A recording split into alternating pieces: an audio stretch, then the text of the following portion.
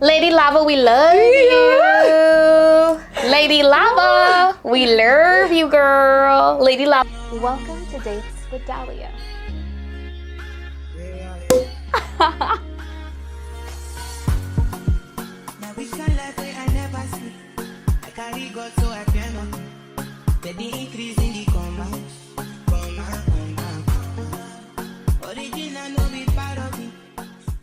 Hi guys, welcome to another episode of Dates with Dahlia. You know we keep it real, and if you're here, thank you for clicking because we have some real good thoughts to share. I'm here with Kenita Mahaika.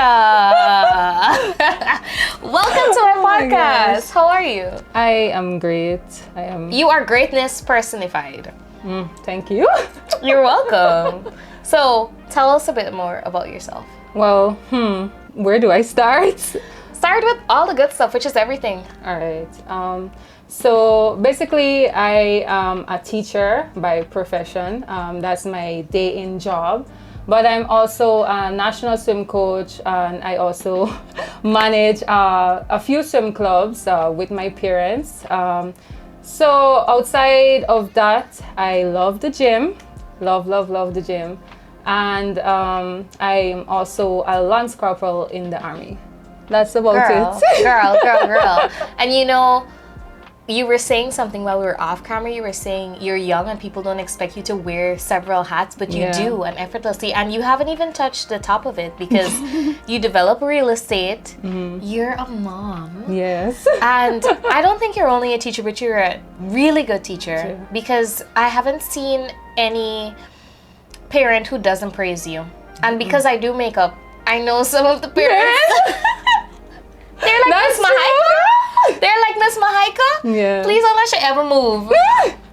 Oh my gosh. I really wonder, as a woman, as a Guyanese woman, how do you find it juggling those roles from a day-to-day perspective? Well, it can get really hard for me, especially the fact that I am studying, and I'm not only studying one degree, I'm doing two at the same time. So it's kind of challenging, but having my parents' support, because they have been with me throughout all of my trials and so on.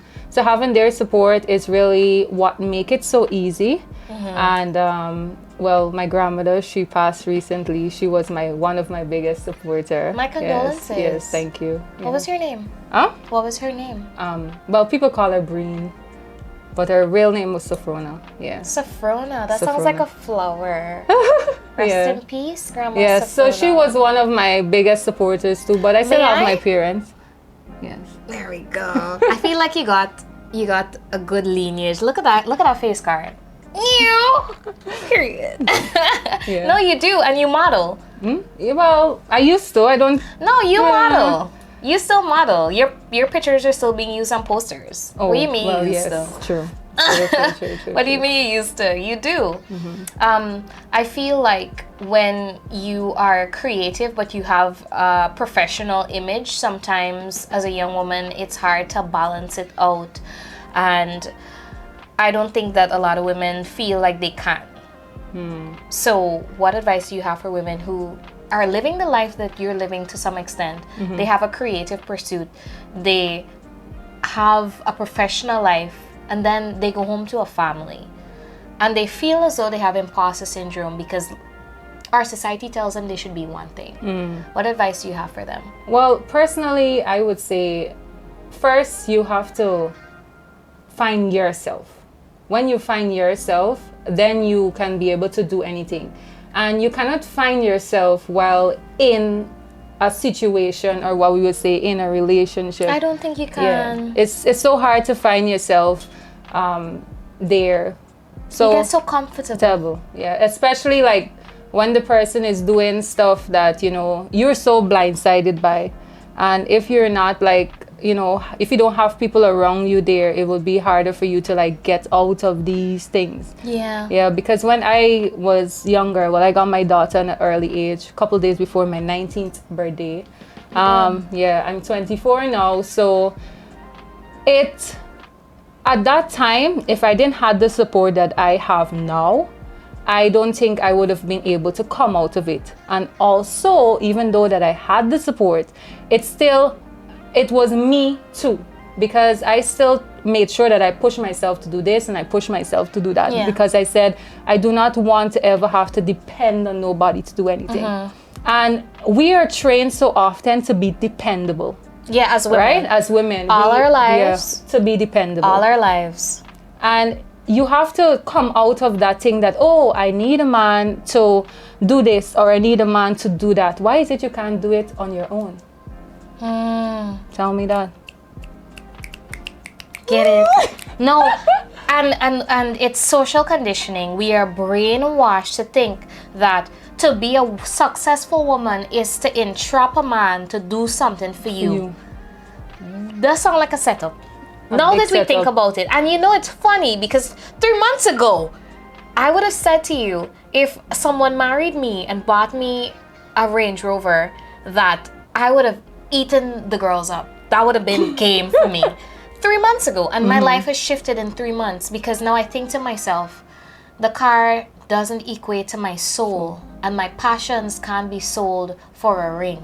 Exactly. Won't I still have this burning desire to do dates with Dahlia, to do makeup every day, to meet influential women, to keep running my youth development summer camps? Would I be satiated? Would I be completely satisfied with a ring and a Range Rover, a Rolls Royce? Would something materialistic and a ring buy me? It wouldn't be enough. It wouldn't be enough. It cannot buy me, because I can buy a ring for myself. So, Lady Lava, we love you. Lady Lava, we love you, girl. Lady Lava also has a baby, and her music chronicles releasing herself from male validation and from the need to be chosen. You were saying something before we kind of went off on a tangent, and I think it's about releasing the need to be chosen. You said if you want all of these things and you think that a man can do it, why you think you can't do it for yourself? Exactly. Have you ever felt that as a woman you really wanted male validation and you wanted to be chosen? Well, just like you, a few months ago I did felt like that. Yeah. Until I finally realized, like, I don't know, they say that when you reach 25 or something, but something but the frontal lobe, prefrontal cortex develops. I don't know if it's that. Like the decision-making center of your brain that it gets mature. Yeah, so I don't know if it's that, but it's also me realizing that, okay, this is what I want, and this is what I need. So you have to realize that for yourself too. It's not about, oh, this person, okay, I have this person here, whatever, and this person is doing this to me, but you know what, he's not doing this aspect, I'm just going to take it or whatever. No, we should not settle for that. There are people out there that would actually just praise the ground that you walk on. Oh gosh, drink the bath water, even though he's bathed with an overhead shower, a bucket, and a bowl. And personally, I am looking, it's not looking, but you know, you find yourself and you just want to make sure that whoever is there around you, they can match your energy or 2 times more. I believe because you can't flourish in something whereby you have to subject your feelings. Oh, you don't like to do this in public, so I have to pull it back. Oh, you don't like this, so I have to pull it back. But I like it. You don't want to pray, so I can't pray. Yeah. You don't have a strong family structure, so I now have to belittle how much I value family dinners every Sunday, or I have to now change my narrative to fit what feels comfortable to say I have a man. Exactly. And the truth is, in the Guyanese context, I am happy genuinely for women who have a partner that is equally yoked with them, who not only compliments them but encourages them and pushes them to be better, and who in turn, you push your man to be a better version of himself, and he accepts that. He doesn't see it as a challenge. He doesn't see it as a disrespect. He sees it as a benefit to his life, as someone who he respects enough to consider their opinion. I believe those relationships are functioning and are alive and well in our society, but I believe they're a minority. Yeah. I by observation, I'm a beautician, and what happens in the studio stays in the studio. But let's just call it a active and viable would the word be consensus? I don't think so. What do you call when you go to everyone's house and you take a survey? Well, let's call it an active survey. Yes. Most relationships are not like that in Guyana. There is a certain amount of compromise that women and men do. And this goes out for women and men. I feel like if it's not your space and in your gut feeling, you know that you are compromising and overly compromising, that you should be honest with your partner and stop choosing comfort over progress. Yeah. Stop choosing comfort over progress, because it's going to keep you there, and it's going to keep your children there, and it's going to keep the next generation there by default. Yeah. And another reason like why I pulled out, because one thing it was, right? You made this choice. Like I said before, I got my daughter early, right? I was in this situation, and I remember this one time, like I told you that I'm not going to even get deep in this thing, but maybe I should share it to help somebody out there, right? So you're in a situation where you're being physically abused, verbally abused, right? And you're there. So I was in a situation like that. And the thing that brought me out of it, don't worry, it's okay. I have grown from that. And I'm happy. Yes. You're here. Yes. So you're there, and like it happened so bad that, I was just there and I zoned out to my daughter. And I said, I cannot, no matter if my life started the way that society says it needs to be, or the way that the Christian way or whatever.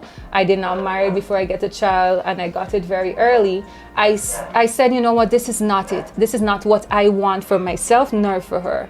So everything that I do entirely is to make sure that she gets a better life than I had. Yes. Right? And you won't find me rushing, like, and the problem with some women, like when they go into these situations, they stay with these men because you know what, I have a child already, nobody won't take me. Girl, look, I know a lady with 5 children, and she did better than how I did, and I get 0. Fuck that. Who said that one man can't done? Don't be telling yourself that. No. Please do not tell yourself that somehow, and oh my gosh, in direct connection of what you said, you being vulnerable also opens a space for other women to be vulnerable, because as outspoken as I am, I've never said this on camera, and I'm going to say it now. I was 23, and I was with someone much older than me, and I thought I was in love. I thought that I would get married to that person, and he would drill it in my head that these are my good years, and if I leave him, I'm never gonna find someone better than him. Wow. Turns out I dated a Dutch man from the Netherlands after, who was way younger, very handsome, very wealthy. He was a lawyer. Point blank, period. Clock it. Exactly. Just goes to show that when people try to brainwash you into thinking that you're worth less, you're actually worth way more. And they're trying to bring down your self-esteem so you stay with them. And it's not a reflection of your worth, it's a reflection of how they see you. And that has nothing to do with you. Exactly. And I was in a situation where, though he wouldn't hit me, he would break glasses around me. I couldn't go anywhere. I was 23, I couldn't go anywhere. I couldn't go out with my friends, I couldn't leave. He didn't want me to work.